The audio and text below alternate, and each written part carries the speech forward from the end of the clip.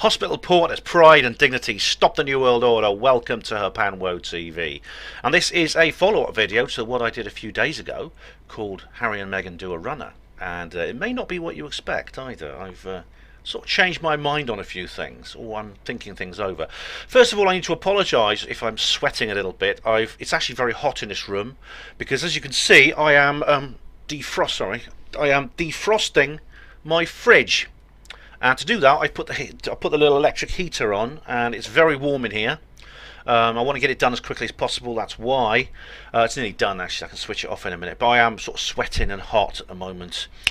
All right. So what's happened? Well, an awful lot has happened since the last show. Now, first of all, Meghan has gone back to Canada. Now, if you remember, they came over from Canada. They've been spending Christmas and New Year in Canada. With friends, and now apparently she doesn't have family in the country. Someone said she had family in Canada. I heard she had family in Canada. She doesn't. Apparently, according to someone who made a comment. I'll address that in full in my next comments reply video. But she's gone back. Now, when she came over last week, this surprised me a little bit. When she came over last week, she didn't have Archie with her. We know that because she says she's gone back to Canada to rejoin her son. Now, I'm a traditionalist when it comes to things like this, and indeed, there's childcare studies that back me up on this. It's not healthy for a child under 1 year old to be separated from their mother for any length of time, and by length of time I mean even hours, because at that age, you don't know if your mum's ever coming back. If your mum goes off and leaves you, you don't know if she's ever coming back. You can't explain it to him. I think he's only about 6 months old. So basically his mother's gone off for a few days. She's now gone back. But why didn't she take him with her to London when she went to the palace with Harry to make that announcement I talked about in the last video? So now my first thought was she's being an irresponsible mother. She maybe didn't want to be burdened or whatever, but then I thought to myself, maybe I'm misjudging her. I can't assume what her motives are, especially since I've been doing a bit more research into this, and it's possible, that she didn't bring Archie with her from Canada to Britain because she doesn't want to bring him into the country, because possibly, does she fear for his life, or does she fear she may not be able to take him out of the country again afterwards? It's something to think about. It's something to think about. That's what I've been wondering at the moment. So let's go into what's been happening since then. Now, since this video's coming a little bit earlier than I normally would do it, I was going to do this tomorrow, but tomorrow is my big upgrade to Windows 10 day. So I've been using Windows 7 Professional, and I'm upgrading to Windows 10, and well, I think my computer can handle it, but you never know. There's all these compatibility issues. So it's possible I'll be offline while I get that sorted out for however long that takes. Hopefully not too long. But it's possible I won't be online tomorrow, so I thought I'll get this video uploaded now, or filmed now, and tell you what's been happening. So, since the last video on Wednesday, when they made the announcement, I cover that in my video Harry and Meghan Do a Runner, which you'll be able to watch if you go to the link in the description box.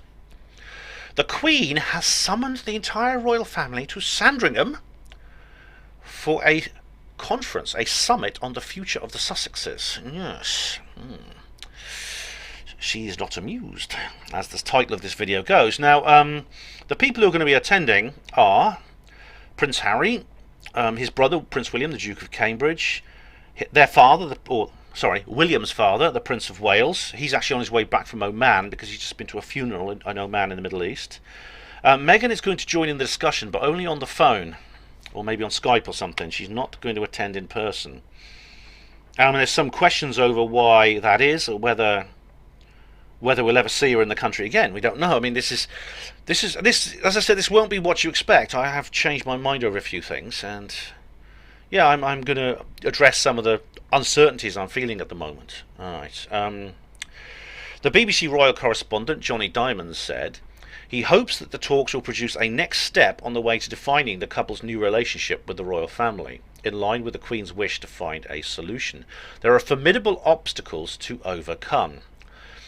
Now, there's been another article where Prince William has spoken of his sadness at what he calls the broken bond with his brother. Now, this was reported in the Sunday Times.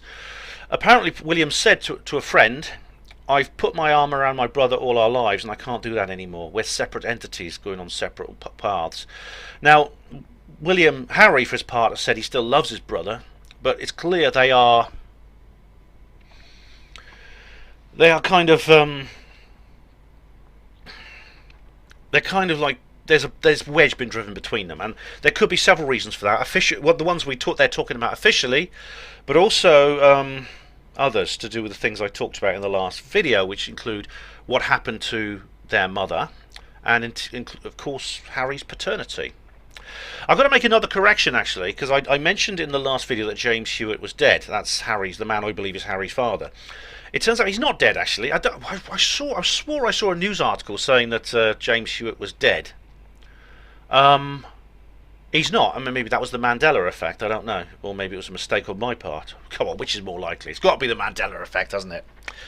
So the couples may put a proposal. They want to step back as senior royals, work to become financially independent, and split their time between the UK and North America by living an independent life but continuing to honour duties to the Queen, the Commonwealth and their patronages. But there's going to be a lot of issues to do with money and things like that. This is called a royal summit. I wonder what will happen. Will there be someone with an axe waiting outside the door? I don't know. Anyway.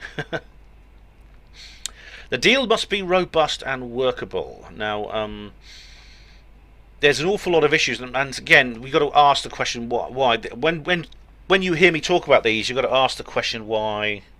Why is it that Meghan is out of the country? Why is she in Canada? She's staying with friends in Canada, actually. She lived in Canada for a while. There's an awful lot of trouble over an issue that they think this thing called Sussex Royal, which is something they want to turn into their brand. They want to set up a business basically called Sussex Royal, which is going to be centred around their charity, but it's going to include things such as books, calendars, clothing, education and social care services. Now the thing is, Sussex Royal, I mean, these words aren't, I don't think you can actually turn these words into a brand. They're like being royal, being the Duke of Sussex. It's not like a trademark. It's something that can only be used in certain circumstances according to heraldic and aristocratic tradition. Now, along with the thing about what William said has been taken too far. Someone's picked it up and run with it like the bloody press do. And apparently there's rumours that William bullied Harry, and both Harry and William have denied it. But just to remind you of this, the line of succession. At the moment we have our sovereign Queen Elizabeth II. She's married to the Lizard Prince, Duke of Edinburgh, Philip. The first in line to the throne is Charles, Prince of Wales. He's married to Camilla, Duchess of Cornwall, who would become Princess Consort. She can't have the title Queen, I don't think, because of her divorce, but she'll get the title Princess Consort when Charles becomes king. William is the third in line to the throne. He's married to Kate, Duchess of Cambridge, who will become Queen. After that, it's Prince George of Cambridge, Princess Charlotte of Cambridge, and then Prince Louis of Cambridge. That's William and Kate's three kids. Harry comes after that, so he's after all those people, and he's of course married to Meghan, and they have little Archie Harrison as their son. Now, of course, as I said in the previous film, if Harry had been in the place of William, if he'd been born earlier, he would probably be dead by now, because, as I said before, he's this Ben Sinister element. He is someone they're saying is Charles's son, but he's not. He is an illegitimate son. I don't like the word bastard, because the word bastard is just generally used as an insult. It's just used as a term of abuse. You say someone's a bastard. But the literal meaning of the word bastard is that. So literally he is a bastard. But it's not through any fault of his own. His mother conceived him by another man, and you can't blame her. Like I said before, she was trapped in a loveless marriage. Charles was also trapped in a loveless marriage. He had a continuous affair with Camilla Parker Bowles, who he's now married to. She, of course, had several relationships, including with James Hewitt, who's, I believe, is Harry's father. The resemblance is unmistakable. You know, only a ginger can beget a ginger, as they say.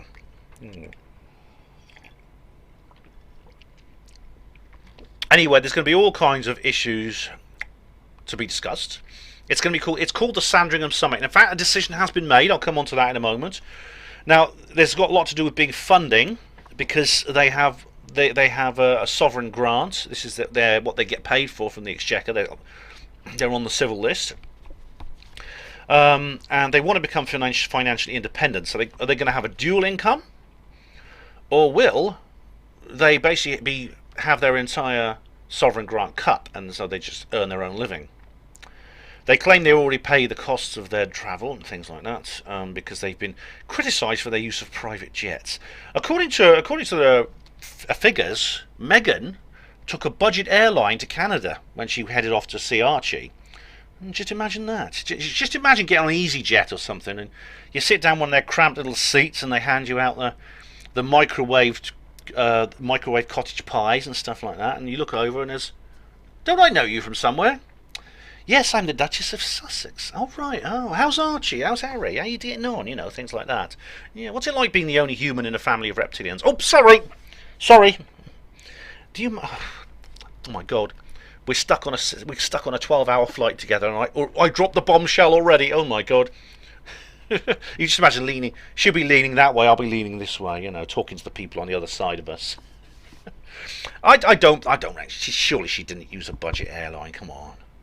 She probably used a Learjet or something.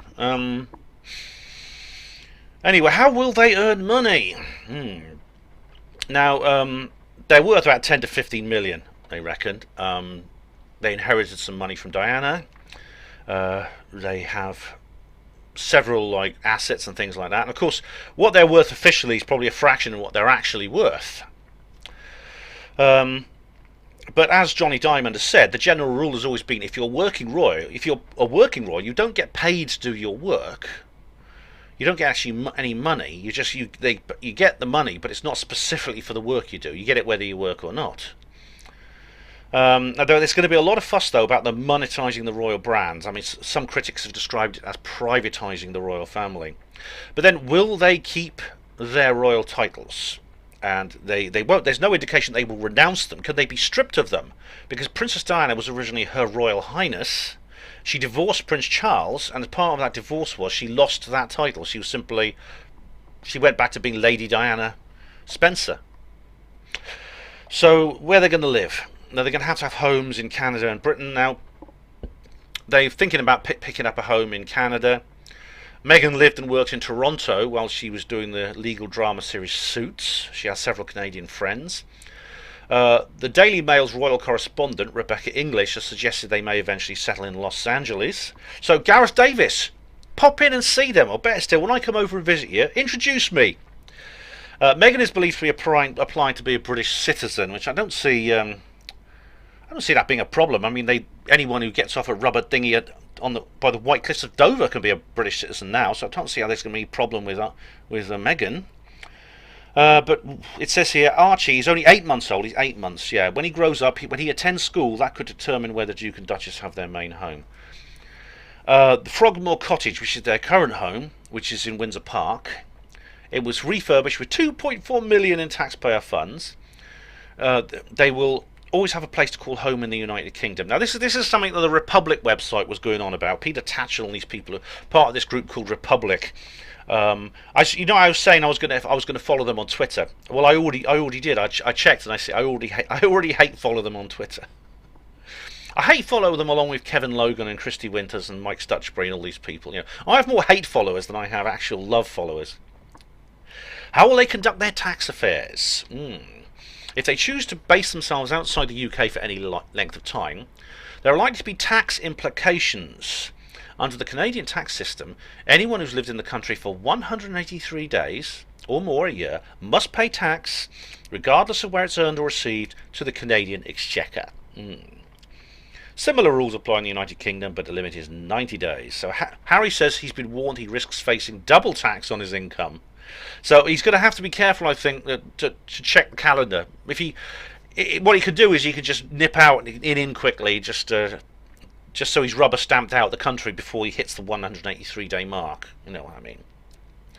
On the subject of royal duties, they say they want to honour their duties to the Queen and Commonwealth, but it says it's not clear how much in the way of royal duties the Prince and Meghan see themselves doing. So, as the palace press officer said, that this could pose problems.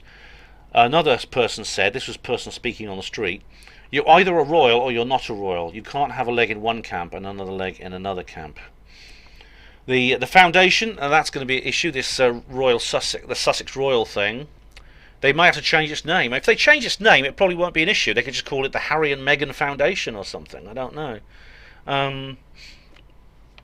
Security is an issue. Now, the couple say that security is issued to them because they're internationally protected people. This means that there's a special unit of the Metropolitan Police mandated by the Home Office that basically go around wherever. These are armed officers whose job it is to act as bodyguards, and they go everywhere with them wherever they go. Now, the Home Secretary Priti Patel said safety was always a priority for the royal family, but according to the Sunday Times, what could happen is they will replace expensive firearms with officers armed with tasers. That's probably not going to be any good news, especially when they got the little baby and stuff like that. So that was what was discussed at the summit, and the Queen agreed a period of transition. And this is what she said. The Queen issued the statement following talks held between senior members of the royal family on Monday. The so-called Sandringham summit was called to discuss a new role for the Duke and Duchess of Sussex. "Today my family had a very constructive discussion on the future of my grandson and his family. My family and I are entirely supportive of Harry and Meghan's desire to create a new life as a young family, although we would have preferred them to remain full-time working members of the royal family. We respect and understand their wish to live a more independent life as a family while remaining a valued part of my family. Harry and Meghan have made clear that they do not want to be reliant on public funds in their new lives. It has therefore been agreed that there will be a period of transition in which the Sussexes will spend their time in Canada and the UK. These are complex matters for my family to resolve, and there is some more work to be done, but I have asked for the final decisions to be reached in the coming days." So what the Queen has said here is actually not that much different to what was said before, really. I mean, she's repeated kind of what was said in the original statement, which was released on Wednesday evening, with a few more details. That's all. So basically nothing much has been decided, except they've agreed to wait before deciding something. Now, yes. So, opinion. Now, I was hoping that Peter Hitchens would say something, and he hasn't, which I'm disappointed in, actually, because Peter Hitchens is a very wise man, and I thought he'd have something to say about this. I mean, I follow him on Twitter, and nothing has really been said by him. So I don't know what's going on. But anyway, Piers Morgan has had a bit of a rant.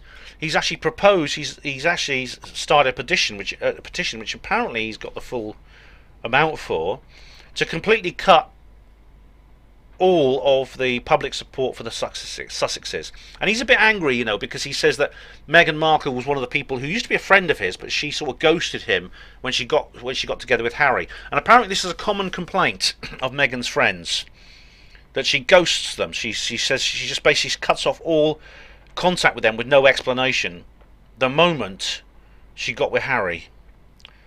So that's so Piers, I think, may have a bit of a boil to lance there. Anyway, but anyway, I saw him debating actually with somebody, and apparently got 22,000 signatures. So that's he's put his opinions in a forthright manner, as the Queen would say. So nothing from Peter Hitchens, which is a shame. But anyway, what's this here? Right, I'll leave that behind. Well, let's go to the Guardian. Now, I was hoping the Guardian would say something, and indeed they have. So I'm just going to do just go through this by Simon Jenkins. Yeah, I'm going to do that voice. As Harry and Meghan are finding out, the royals don't do progressive. If the Sussexes thought they could create a new kind of royalty, the circling of the Windsor wagons should put them right. All right, so the Guardian is seeing this from a typically left-wing point of view. Funnily enough, it's odd because the British there's real division within the press, as there really is even within the Truth movement, between those supporting Harry and Meghan and those who are against them and supporting the Queen.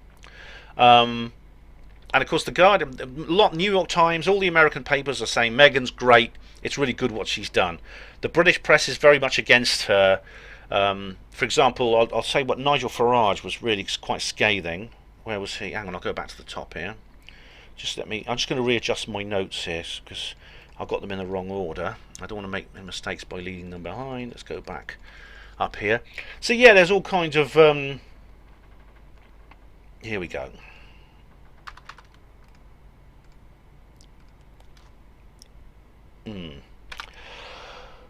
So where are we now? Yeah, the Guardian. Yeah. No, the monarchy's not in crisis. No, the princes are not bullies. No, the Duke and Duchess of Sussex will not be destitute, merely stinking rich. Alright, so that's it. It's about so we're seeing here the left-wing envy sort of thing, the inverted snobbery of the left, which is quite common. No, they will not go unprotected. In a nutshell, the past few days' events, inconceivable in any other democracy, really do not matter.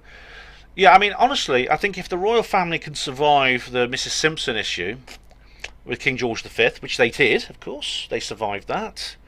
They continued. This is pretty minor compared to that, actually.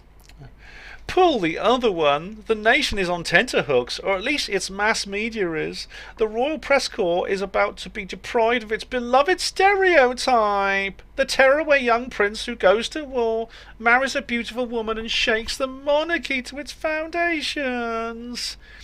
Yeah, it's so they're basically, I think they're going to make the point that really doesn't add up to a hill of beans in this crazy world, you know. I'm sure the Sussexes will have a prosperous, if increasingly tacky, future ahead of them. It is one they should have planned for from the moment their relationship shifted from lovebirds to matrimonial corporate strategy. Oh, right, let's just see. Now, funny enough, this article doesn't mention anything about race, but another one does.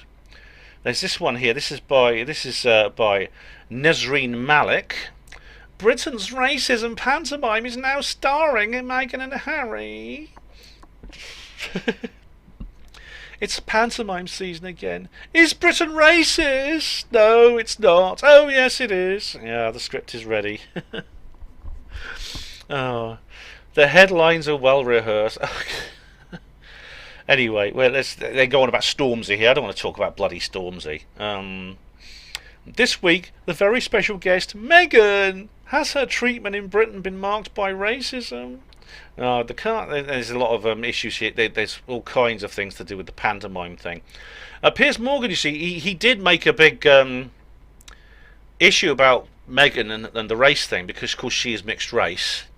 But as I've discussed in previous videos in this series, it's nothing like what it appears to be.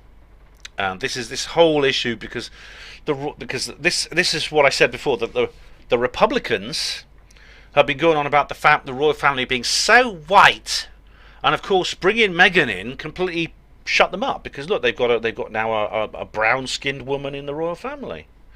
It's not the first time, actually. In fact, if you look at their bloodline, the Queen herself actually has ancestry in Saudi Arabia in the Middle East.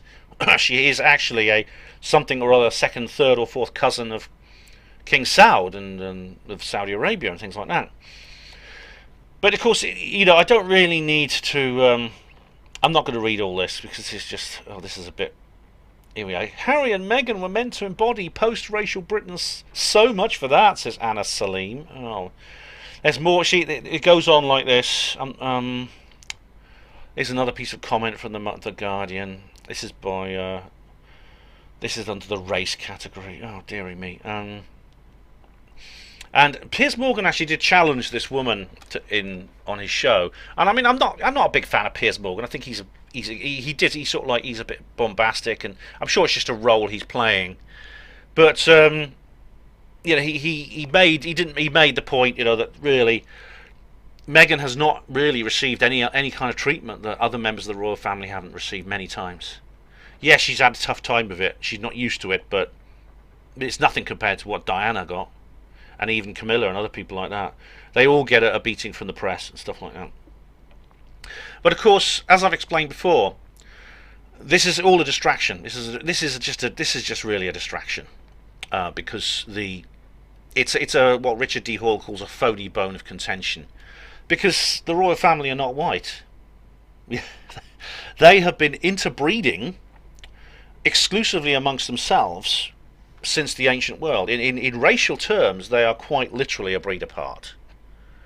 And so, in a sense, you could say that Meghan is the most human member that they have, because she doesn't have that same elite bloodline background. She's not within the Habsburgs and stuff like that. So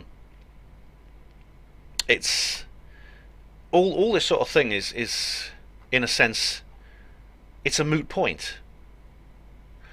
And of course, Harry himself is not elite. Harry himself is human too. Harry is, as I said, he is part of the Stuart bloodline because he is married. He is the son of Lady Diana Spencer, Princess of Wales. He is her he's her son, but he's not the son of any Habsburg because he's not. I believe he is not Prince Charles's son. Now, this could explain for his behaviour. I mean, some people call him they call him the rogue prince, and he and Meghan do break traditions. Like even Meghan shutting her own car door was a way that some of them started getting around it. There's this little video. I'm not going to play all that now, but there's various different ways that they break tradition, things like that. So now the British press has been pretty much anti Harry and Meghan. Nigel Farage did his show on the LBC, and he was basically saying that Harry and Meghan are both experiencing dereliction of duty. He said basically, you see, you're in the royal family, you've got to stay with it, you've got to stick with it. You get a life of enormous privilege, but it comes with an awful lot of duty. You have this duty you have to perform. You can't just choose not to. And so he had a bit of a rant on his show. He invited on this guy. He's actually, I can't remember his name, but he's a Brexit Party MEP. And he also knows Harry because he used to be in the Royal Marines, and they went together to Afghanistan and things like that. And so he says that he feels very bad. He feels betrayed by Harry. And from a military point of view, I suppose you might well. Now, this is the important thing I want to get into now. I titled my last film in this series Harry and Meghan Do a Runner, and I portrayed them as basically an illegitimate son and his wife trying to get away from this Habsburg dynasty, horrible crap house of a family that killed his mother, has covered up his own paternity, making Harry think he's something he's not, and things like that.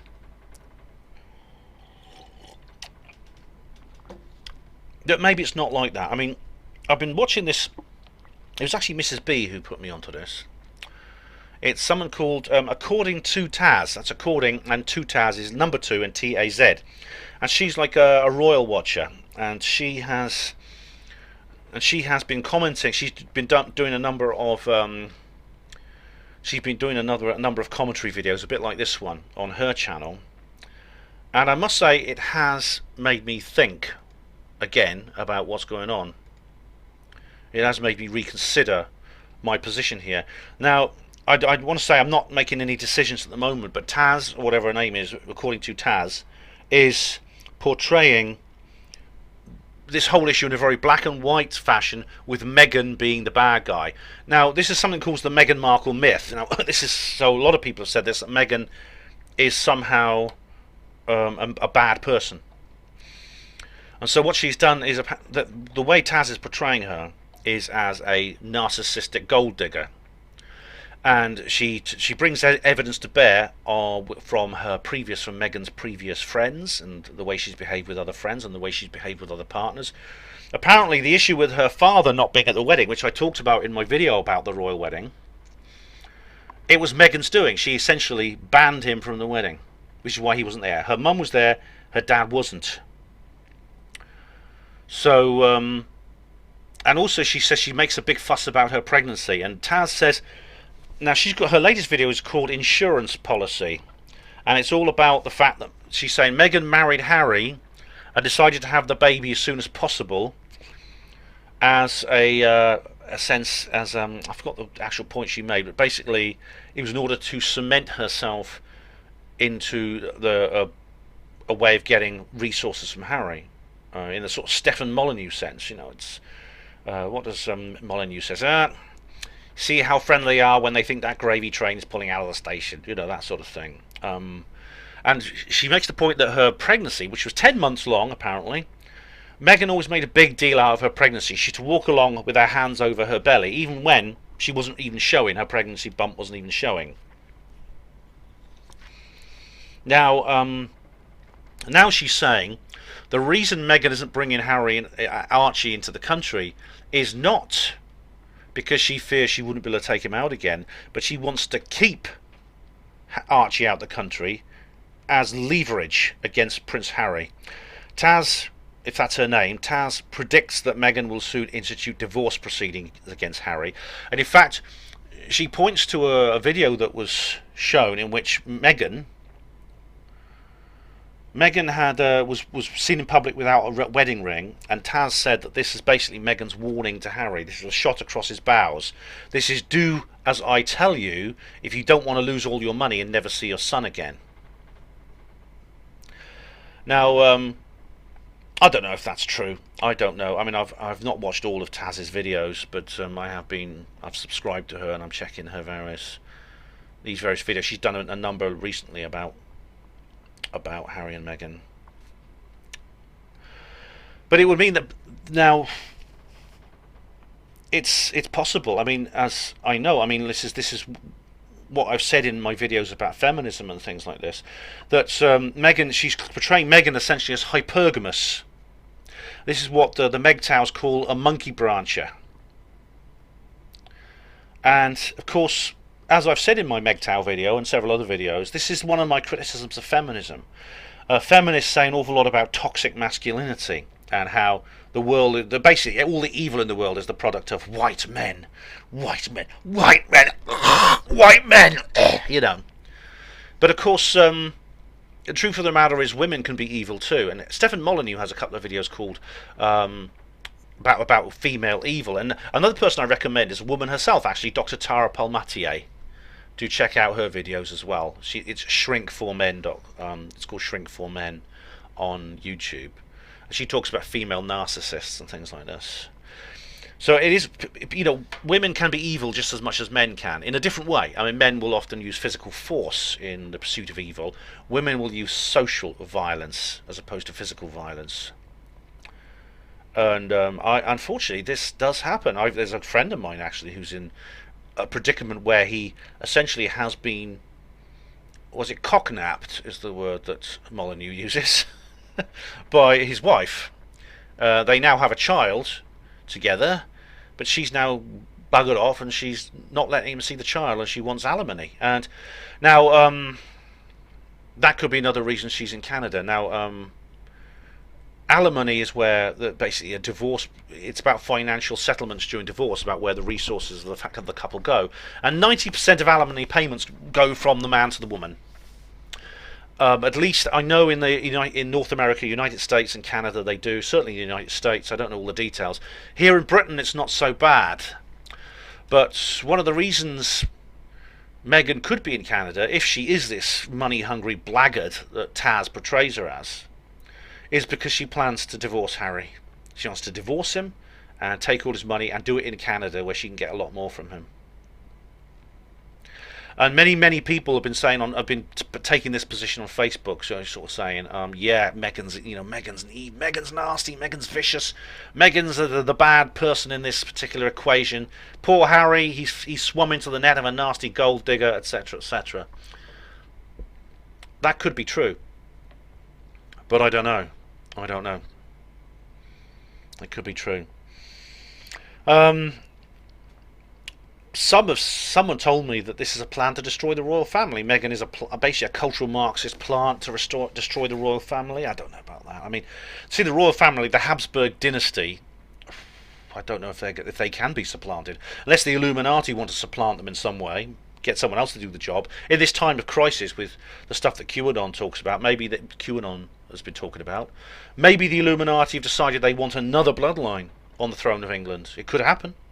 They've done this sort of thing before, replaced one royal lineage with another through their own machinations, and it could be Meghan is the instigator of that. I don't believe that abolishing the royal family is a cultural Marxist issue. I'm certainly not publicly, unless the royal family agree or they've been sacrificed. You mustn't forget the royal family are sacrificed occasionally. This is what you've got to bear in mind if you are in a position where you could join the Illuminati bloodlines through marriage. You need to think about this. The Habsburg dynasty are the principal bloodline that's existed in Europe. Now, the Queen of England, good old Queen of England, the epitome of everything British. But she's not British. She's German. That whole family are German. They call themselves Windsor. They used to be called Saxe-Coburg-Gotha. They changed it to Windsor in 1917 because of the war, of course. But the Habsburgs basically ascended on Germany. In fact, Kaiser Wilhelm II, who was fighting a war against Britain, ironically, was the cousin of King George IV. And you see pictures of them together, and they look so similar. Not only that, but he had another cousin, and this was the Romanov dynasty, the Romanov bloodline or dynasty, who were part of the Habsburg bloodline in Russia. They ruled Russia for 300 years. But they were sacrificed. In 1918, Tsar Nicholas II, along with all his family, was shot dead in a cellar by the Red Army during the Russian Civil War. Alternatively, as I said in the last video, and I've said on previous videos, Prince Louis, the third child of Kate and William, is called Prince Louis. He's named, the last royal to be called Louis was the last Bourbon king of France. In 1796, he was publicly beheaded by guillotine in the centre of Paris. So the Illuminati will sacrifice their own for the agenda, for the New World Order agenda. That's worth thinking about, isn't it? And there's one more issue that's just happened. Someone's just done their usual kind of someone's just done a bit of a kind of a pose on Facebook at me like this. Oh, this is so funny. Oh, I've got to just laugh at this. Oh, but someone's basically saying he's done one. Can't you see it, Ben? Can't you see it? It's like the whole shill posing thing, Do you ever see? I could see. Can't you see it? I could see it. This is why I'm so superior to you. Someone's just done a big Facebook thing on me like that. Oh, I'm gonna have to join in that later. But there is a point here. Right? While this has been going on, no one's talking about Andrew, are they? Now, the point this Facebook poser was making is that that the whole thing with Harry and Meghan is staged. It's engineered, right? It's engineered as a distraction away from Prince Andrew. I don't think that's the case, but when I actually made this point, it's just the usual thing. Distraction! For fuck's sake, wake up! And he's basically saying, "Oh, I can see it." I wrote here. I said to this guy, "Well, I don't want to take away from you your feelings of superiority over others. Remember, everyone else is gullible, but you've got the goods, big man. You've been there, man. You've been there. But just remember, if it wasn't for naive fools like me, there'd be no one to throw your streetwise worldly wisdom into relief. Remember that. You need me." So this is just the usual Facebook crap, people who go over the top. They misquote you, they misrepresent you, just to make themselves look good. But here's a point. I mean, I don't believe, actually, and I can explain why. I don't believe that what's happening with Harry and Meghan is a distraction from Prince Andrew. But I'm sure there are people who might want to use it that way. I think it's something different, but we'll see. Anyway, I mean, as I repeat what I said at the end of the last video, they've got to watch their backs.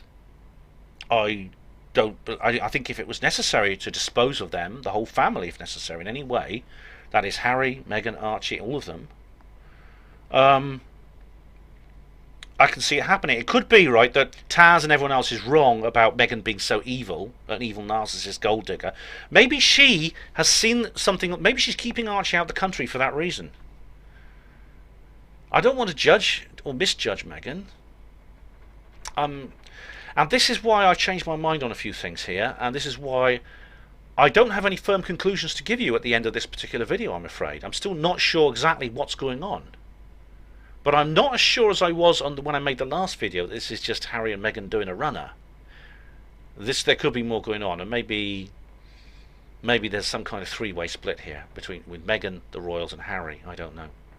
Harry himself, well, his mental health is in a bad way, and whatever happens, I just hope that he's not dealt another blow, because it would be very, very bad for him.